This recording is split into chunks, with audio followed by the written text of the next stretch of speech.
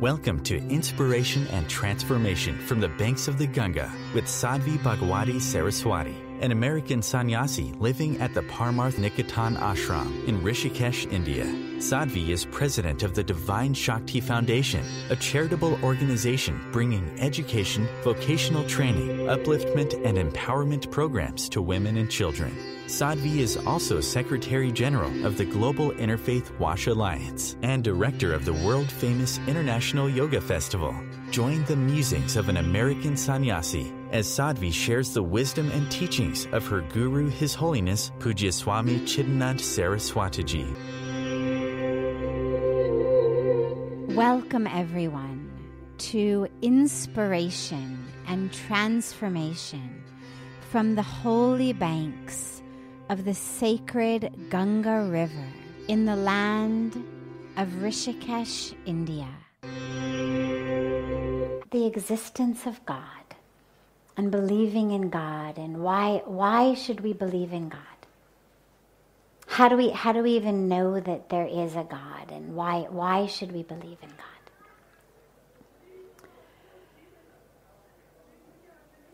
The problem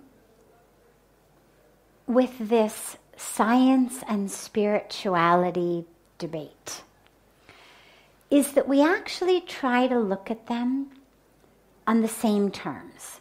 So we expect that spirituality should be able to fit into the framework of science. And we expect that you could sort of debate them or argue them on the same terms, in the same way. And you can't, because they're completely different ways of understanding the world.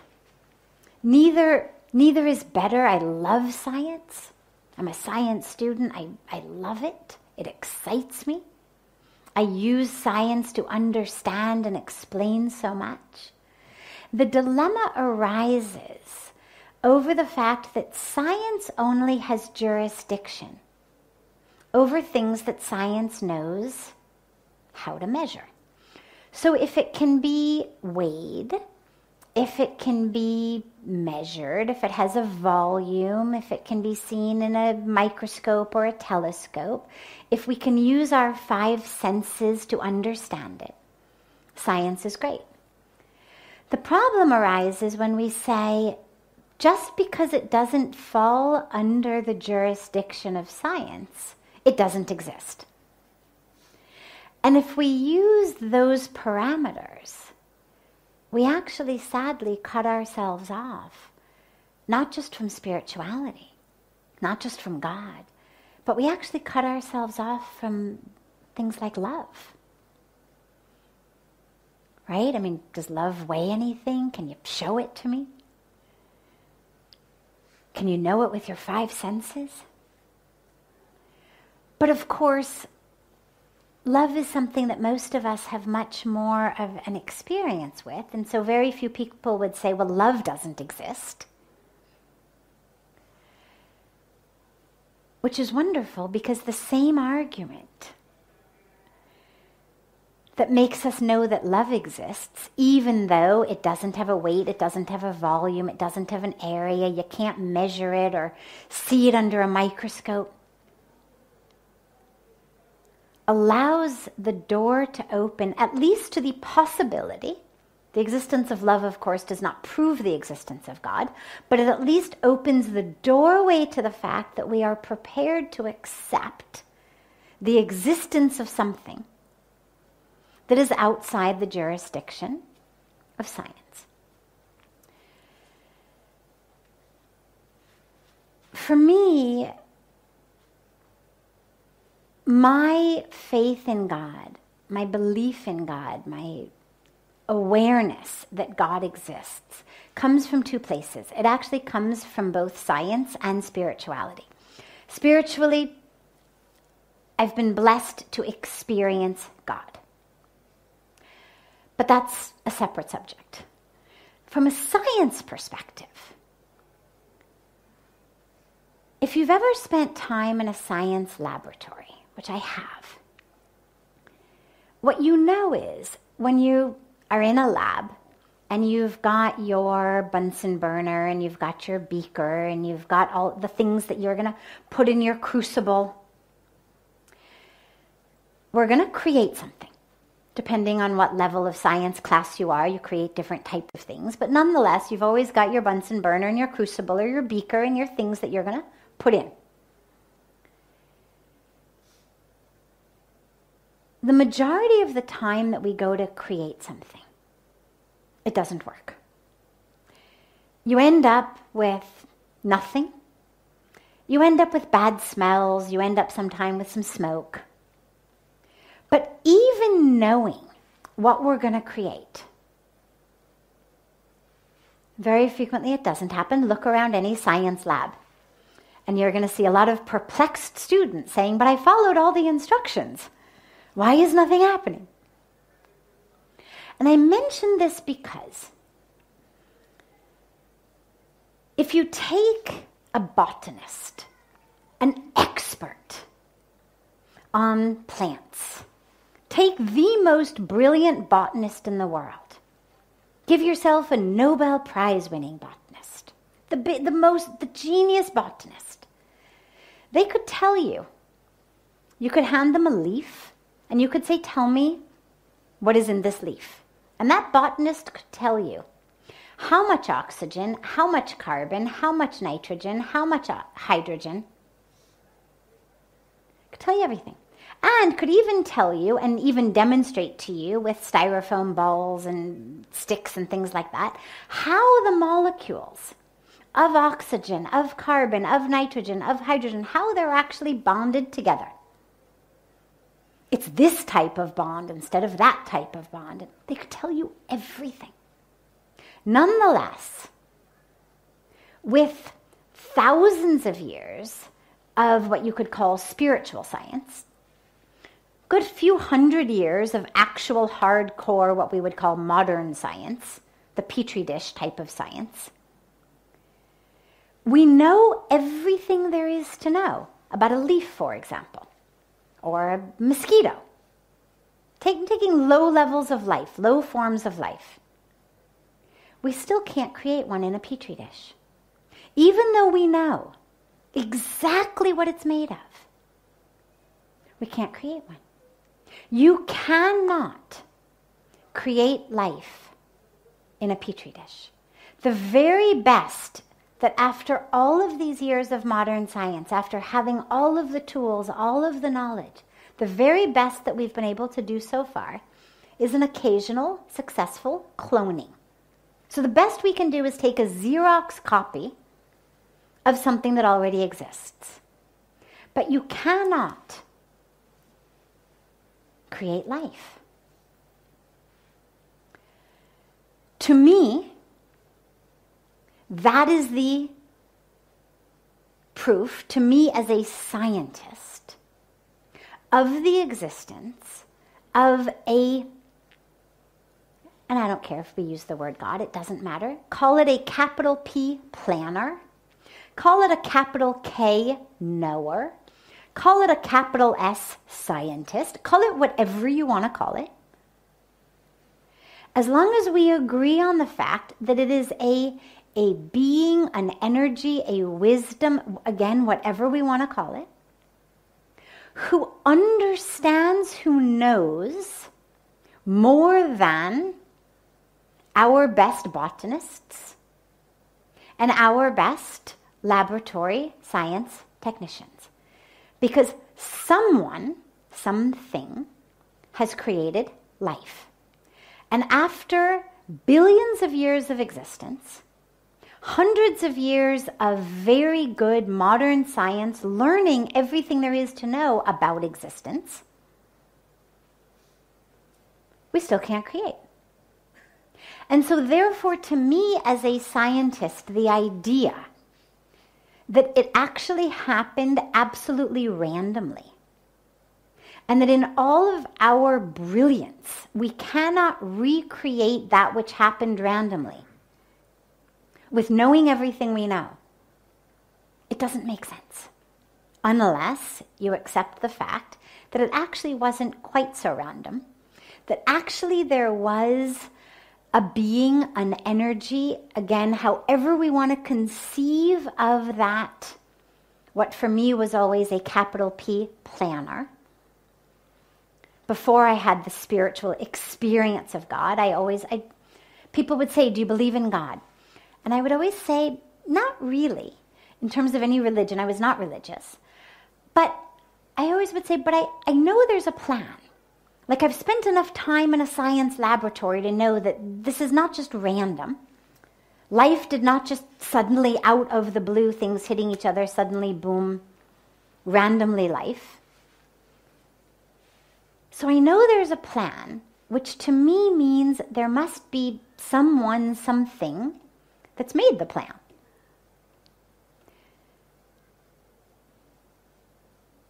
That does not, of course, negate the system of evolution that took that and has brought us to where we are today. That's the other problem that we get into, is people think that it's God or Darwin. Of course it's not. What Darwin did, what Newton did, what all of our scientists are doing, is studying this incredible creation and helping us to understand it better, saying this is why this happens. The apple fell on my head. Okay, let's call that gravity. Oh, okay, so we have this thing called evolution. Let's call it natural selection. Okay. It's not instead of God, any more than the word gravity is instead of God. These are just terms that are used to explain aspects of this incredibly perfect plan design that has been given to us by a capital P planner, a capital D designer.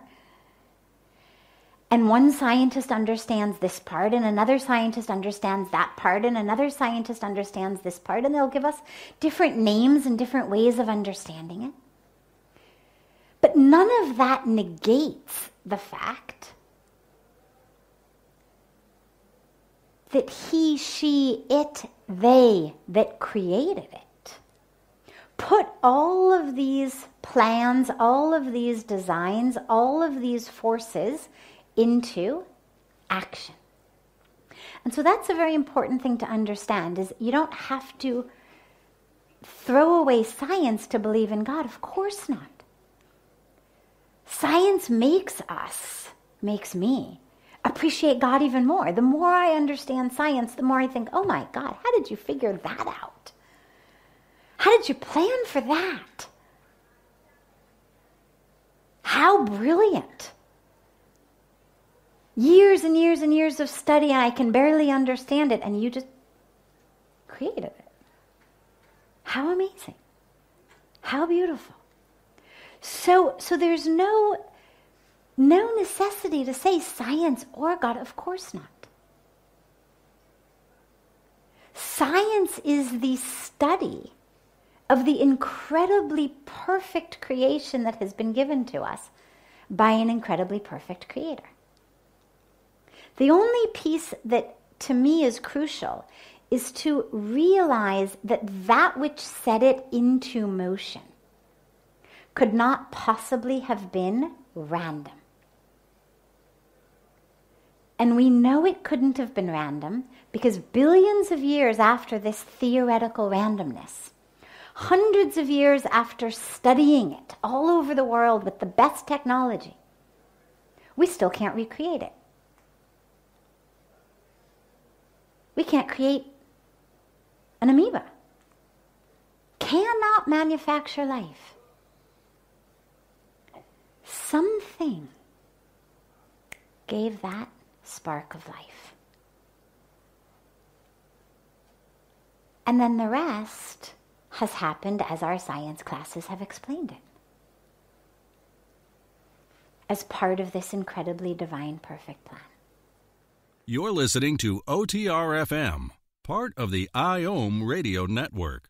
Being a radio host on IOM FM allows you to build your show on a rich platform with the power of the internet to fulfill your outreach goals and connect with a very specialized and global online audience, unlimited by time and distance. OMTimes Radio will provide you with web relevance, a recognizable conscious brand, and with the standard of excellence that has accompanied every single Circle of Hearts Radio is a sanctuary on the airwaves. Join me, Grandmother Elia, in the circle on Sunday 2 p.m. Eastern as I share information to both enlighten and nourish your soul.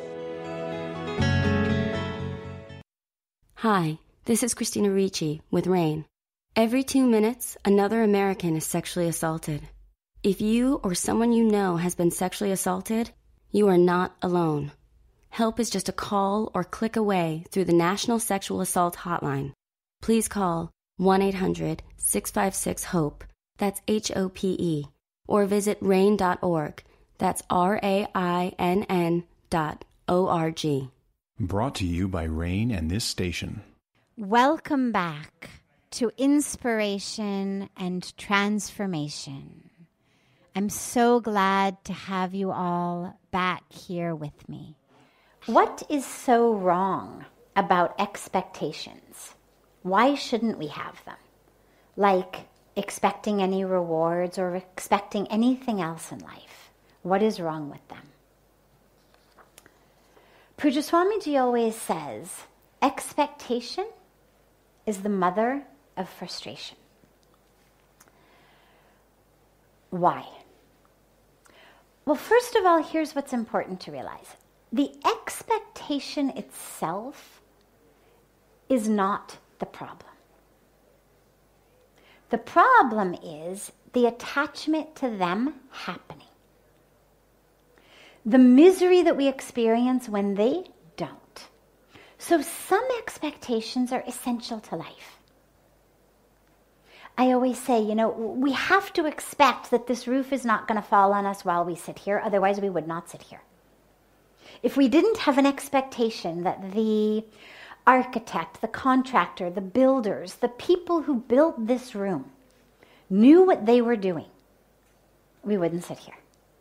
We have to have an expectation when we get into our cars and go out on the road that all of the other drivers are going to follow the same driving rules that we are. We have to expect that the pilot is not drunk or on drugs or suicidal when we get on an airplane. Otherwise, we would never get on. We have to expect when we go to sleep every night that when we wake up in the morning, our loved ones will still be there. Our house will still be there. Otherwise, it would be very difficult to go to sleep at night. So expectations are actually essential on some level. But the reason, as Pujya Swamiji says, they are the mother of frustration, is we don't just have an expectation, we actually have an attachment to it happening. And when it doesn't happen, we are miserable, frustrated, exactly. So I have an expectation, as the question said, that I've done a job and I should get a reward. You asked me to do something, or maybe you didn't even ask me to do it. Maybe I did it uppity up. Nonetheless, I did it well. There should be some kind of reward. Whether it's a pay raise, whether it's a bonus, whether it's just a thank you. Whether it's just an acknowledgement. We all have that. Having the expectation, not a problem. The problem is when it doesn't come. When I do that great job, I don't get a pay raise. I don't get a promotion.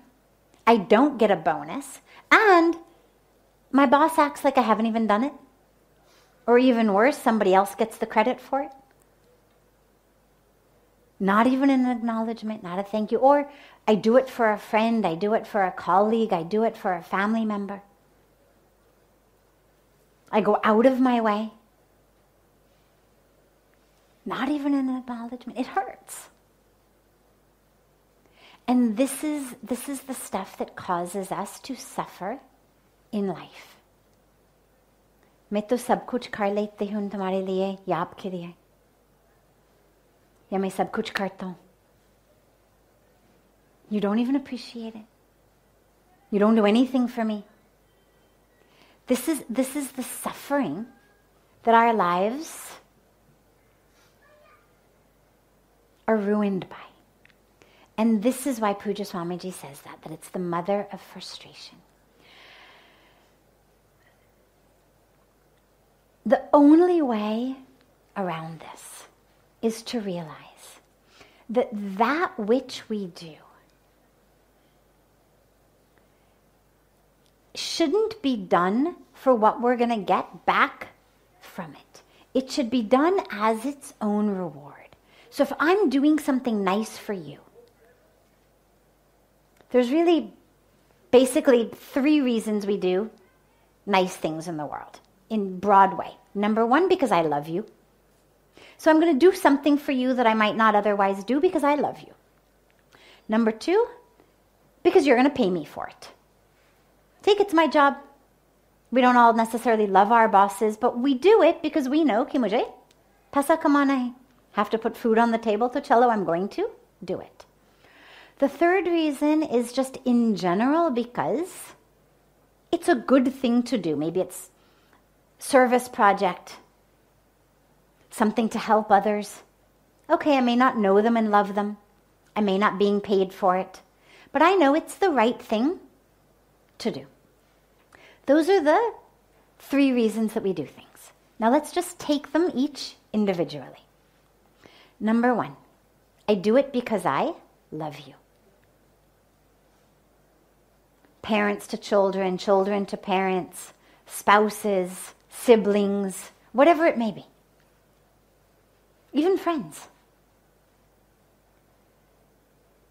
Love, as we speak and hear so frequently, is its own reward. Love should never be a bargaining chip. It should never be, I love you, so I did that, therefore you have to love me back. Or even, therefore you have to be nice to me. We see this in families so frequently. I do everything. Don't even get an acknowledgement. Don't get any appreciation. Love to bahut dur ki baat hai. If we're doing it out of love for that being, and again, whether it's a spouse, whether it's a parent, a child, a sibling, a friend, it doesn't matter. The experience of loving someone is actually its own reward. Because love is our true nature. Love is who we are. And so when I act out of love, I'm actually expressing the truth of who I am. So when I do something for you out of love, I'm moving from the place in me that is the deepest, the truest, the most real. I love you. Yeah, of course I want you to love me back. Of course I want you to be nice to me. Of course I want you to acknowledge it. But that's a separate issue. The core point is just, I love you. And so I'm doing this out of love because I love you, period. Full stop. That love is its own reward. The experience of that love, of doing something out of love, should be its own reward. Because in that moment of loving you, I'm in touch with the part of me that is love. I'm giving voice to love in me. And that's beautiful. Love is who we are. So keep doing things for people out of love. And if in the back of your mind there's an expectation that they should be nice to you, they should love you back, that's okay. But just be aware that when they don't fulfill that expectation, don't allow yourself to get frustrated. Don't have an attachment to the fulfillment of that expectation. Because then you lose. Then you lose the benefit of that love. Then you've allowed your love to be cheapened a bargaining chip. And it's not cheap. Love is very kimti. Love is very precious. Hold it and love it as that precious aspect of you. So do things out of love as its own reward. Have no attachment to samne wale kya karega, kya kahega. Have no expectation of that. Or at least no attachment to that. Because in acting out of love, you are acting from your heart. And that heart is the right place to act from. Second, I do it because it's my job. Okay. Nothing wrong with that. Again, yes, I have an expectation that my boss will notice it, that I will get rewarded in some way, that it will be acknowledged, that my colleagues won't steal the credit for it, or hate me for doing something good that the boss likes. But remember, ultimately in that case, the reason I'm doing it is simply to fulfill my duty.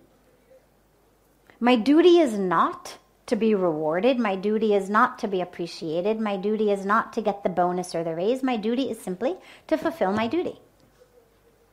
That's all it is. Whether the work itself is my duty, which in some cases it is, or whether my duty is that which I do through the money that comes in. In some cases, actually the work is my duty. In some cases, the duty is simply to feed my family, to send my kids to school. Tika.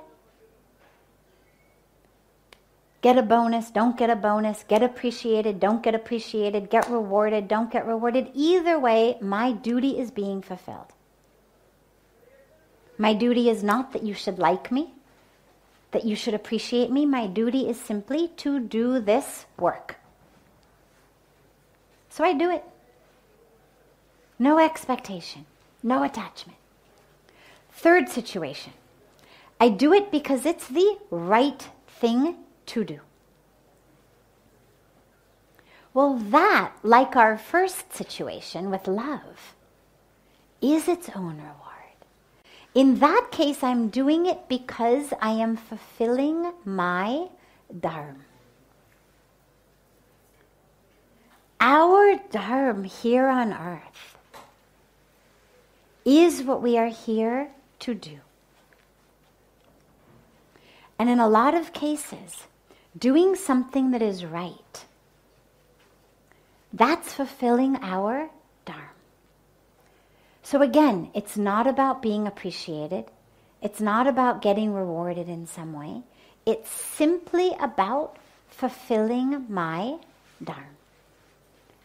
Let that be the reward. It's not about what am I going to get. It's about I'm here to fulfill my dharma. You appreciate me for it. You love me for it.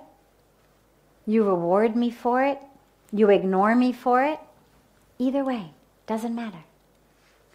It's like that story that I always tell that's Pujya Swamiji's favorite story of the saint and the scorpion. Where the saint is bathing. He goes to try to save the scorpion who's drowning. The scorpion stings him. Flings his hand, scorpion falls back in the water, right? He does this many times, keeps trying to save the scorpion. Each time the scorpion stings him, each time he flings his hand. Finally, somebody sitting on the banks of the river watching says, Baba, chodo usko. Mar de do. He's just going to keep stinging you. Let him die. And the saint says, he's stinging me. Because that is the dharma of the scorpion. It is my dharma to save. If he's not leaving his dharma, why I should leave mine? So in that case, it's not even about whether I'm successful in getting him on the edge of the river. I'm certainly not getting appreciated for it. In fact, I'm getting stung for it. मैं उसको बचाने कोशिश करूं, and he's stinging me. But that is my dharma, to save. Nobody ever said in the Bhagavad Gita, when Lord Krishna reminds us over and over again, perform your duty. He never says anywhere, and I promise it will be a blast. I promise you're going to love every minute of it. I promise everybody's going to appreciate you. I promise people are going to applaud for you wherever you go. I promise people will love you. He didn't say any of that. All he said was, and I promise that through that you will attain moksha. You will attain freedom. That through that, through performing your duties, surrendering to me, with no attachment to the fruits of it, no attachment to do I get rewarded, do I get appreciated, do they love me back, that through that, you will attain what you were put on earth to attain. This is OTR-FM, part of the IOM radio network. OMTimes Magazine is one of the leading online content providers of positivity, wellness, and personal empowerment. A philanthropic organization, their net proceeds are funneled to support worldwide charity initiatives via Humanity Healing International. Through their commitment to creating community and providing conscious content, they aspire to uplift humanity on a global scale. OMTimes, co-creating a more conscious lifestyle. Do you have time to read that inspiring book or that blog post you've been meaning to get to? In your busy world, how do you improve yourself and keep your life going? I'm Lisa Kay, and my Between Heaven and Earth radio show can transform your life just by listening. Be uplifted with inspiring topics, positive stories, and ideas that really work. Between Heaven and Earth radio is conscious living for your soul, every Wednesday at 4 p.m. Eastern Time. Like Baldwin with People for the Ethical Treatment of Animals. I grew up loving circuses and other traveling animal shows, but it never occurred to me what life might be like for the animals. Training wild animals to do things they don't understand takes force. Routine discipline with a hook or whip with the heel of a boot shows the animal exactly who's the boss. Don't patronize animal acts. Please contact People for the Ethical Treatment of Animals. 757-622-PETA. Welcome back.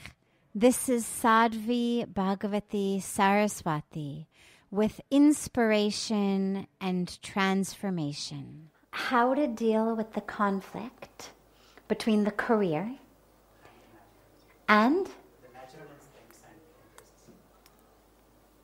by natural instincts and interests, you mean spirituality or you mean things like golf?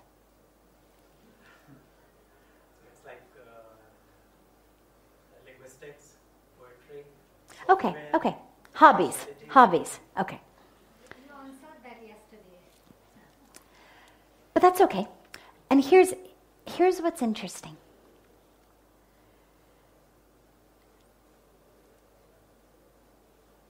Themes come up over and over again. If you go back and you look at the last years of Satsang videos, they've been recording these for years. You'll find, God knows how many dozens of times that we talk about karma. Dozens of times that we talk about anger. Dozens of times that we talk about expectations. I mean, there are recurring themes. But interestingly, each time it's slightly different. Because each time the energy is different. Each time the person who asks it is different. Each time that intersection of time and space and who's here is different. And interestingly, the answer for her, who asked it yesterday about her passion for art and her career of being our next defense minister,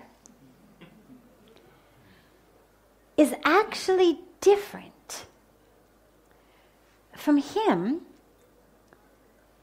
who's asking about balancing the career, balancing hobbies, balancing spirituality.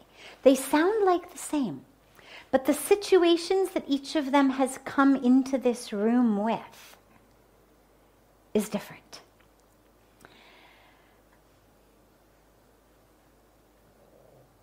When you look at a career and hobby balance, so my career's over here and my hobbies are over here, whether it's art,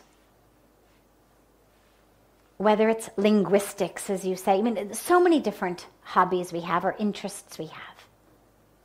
That balance is going to be literally simply a logistic balance.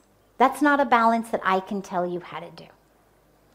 It's going to have to include, of course, I can give you things to think about. And then we're going to come to the spiritual piece of the balance. Many times we think that I don't have time for my hobbies, I don't have time for my interests, because I have to spend so much time at my job. Now, there's no right answer here, but it's for you to ask yourself, how much money do I really need? How important is the extra car? Is the bigger house?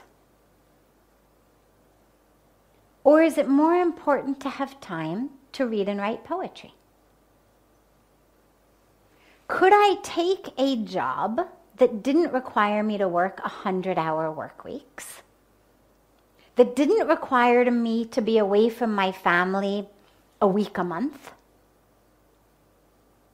But that paid a bit less, such that I had more time for all of these hobbies, more time for my interests, more time for my family. And that's a decision that you're going to have to make, because that decision is rooted in what your values are, your goals are, your priorities are. And there isn't a right answer to that. But I certainly would suggest some deep thinking, because our lives get away from us. And in retrospect, we look back and we say, oh my God, I had no time for my family. Oh my God, I had no time to create art. Look, I accumulated all this money. Half of it I've paid to these doctors to try to buy me some more months of life, but it doesn't work.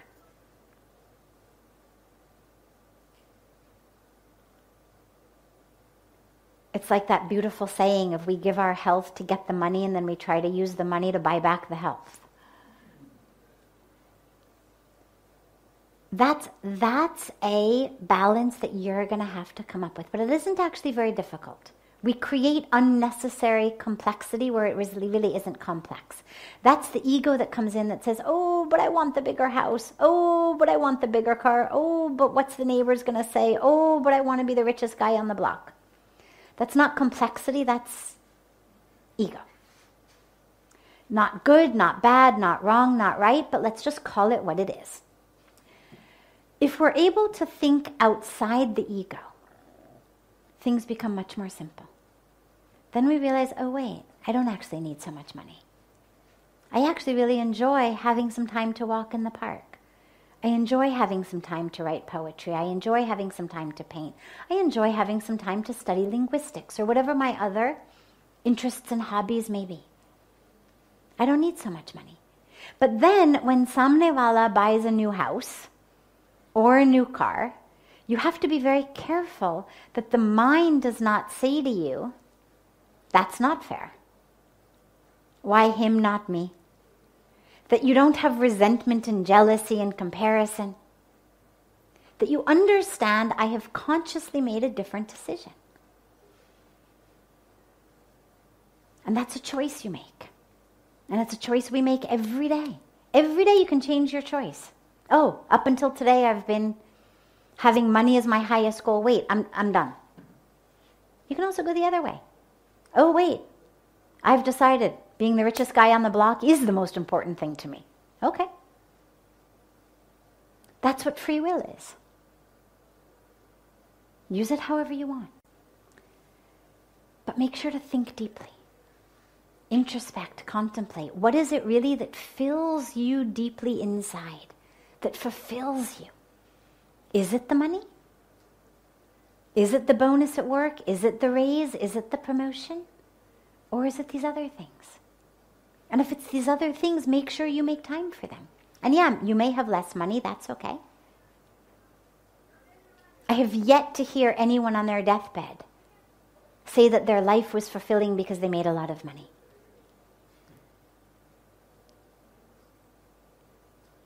So you've got to figure that balance out. Spirituality is actually something that you shouldn't have to figure out how to balance, because spirituality is who you are, not what you do. And so you should be able to bring your spiritual practice into the workplace. And if you can't, then either you've got the wrong job, you've got a job that absolutely prevents you from being spiritual in it, which means that you must find a new job. A job that violates every one of your spiritual precepts. Find a new job. Or it means that your spiritual awareness is not deep enough to understand how to bring it into the workplace. So for example, can you see God, or try to see God, in the people you work with? Well, when God tells us I exist in all, can you try to see that? When we know Vasudhaiv Kutumbakam, the world is a family, can you live like that in your workplace? Amongst colleagues? Amongst other businesses? Can you bring spirituality into business like that? There's all kinds of ways to do it. But don't relegate your spiritual practice to just the amount of time that you're able to find to sit at your mandir every day. Because whether it's 10 minutes or 2 hours, either way, even if you say, Chalo chika main 2 gante betunga, I'm going to work less, I'll go in late, no problem, I'll get up early, but even so, if it's only 2 hours, that still gives you 22 hours a day that are not your spiritual practice. That's not the way to live. So have your, what Puja Swamiji calls your charging your batteries time. But then let that become so much who you are that it moves into your workplace. That wherever you go, whoever you're interacting with, can you bring those spiritual teachings? Whether it's our teachings of yoga, ahimsa, satya, asteya, apigraha, right? All of these, the yam, the niyam, and all of these precepts, these are not just things to memorize and, recite when we're on our yoga mats. These are the ways to live.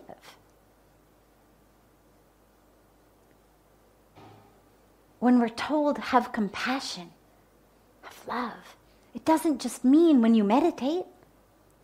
It means for all of the creation, and it means for you.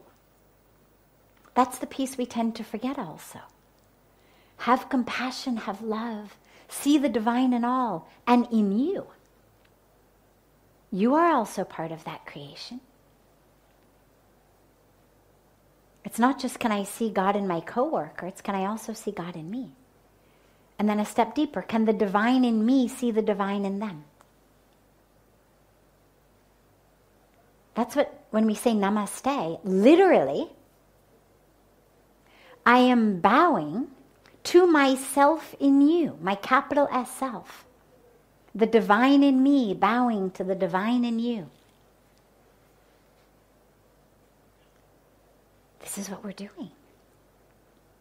Can I really, when I do namaste, can I connect with that divine in me and bow to the divine in you? So that should be with you throughout wherever you are, whatever you're doing.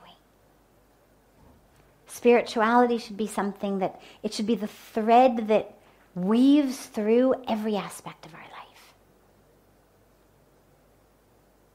Not a hobby. This is OTR-FM, part of the IOM radio network.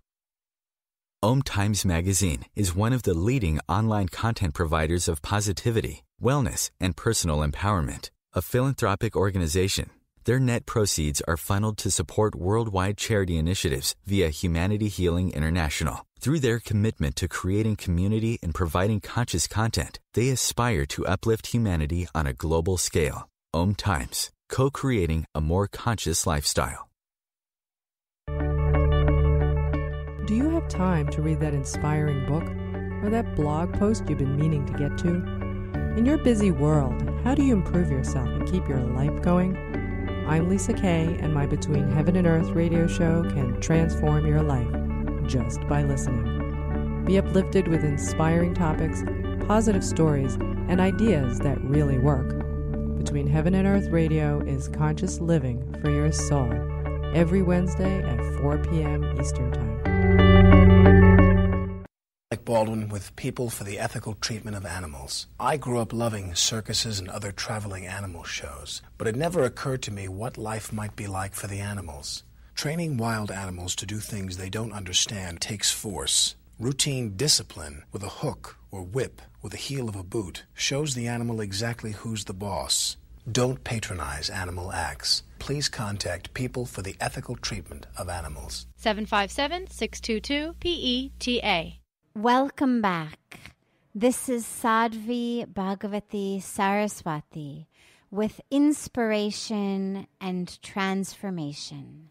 Our thoughts come from lots of different places. One place that our thoughts come are what we call our sanskaras, which is our patterning. So if you're raised in a certain type of family with certain types of values and ethics or certain culture, you're going to think about those things, you're going to think in that way. It comes from more recent things. You were just seeing something on TV or you just watched a movie about something. If it impacted you, maybe you'll think about it in the car home or you'll think about it as you're going to sleep that night. Maybe you'll even dream about it. So you'll start to think about that. Somebody tells you something, you start thinking about that. But our thoughts also come from chemicals that are in our bodies. This is why it's so important to eat sattvic food. Food that is balanced, food that is light, as we say, not light like, not light as in a salad is light, but light as in of light rather than of darkness. That's what sattvic food is. And so we eat vegetarian, we eat simple, we eat food that is in alignment with a peaceful way of being. You don't eat food that's old, food that's stale, you don't eat food that's too spicy, you don't eat things that are going to pull the insides around.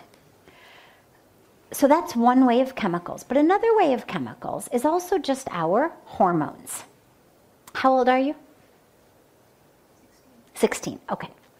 Now, up until not very long ago,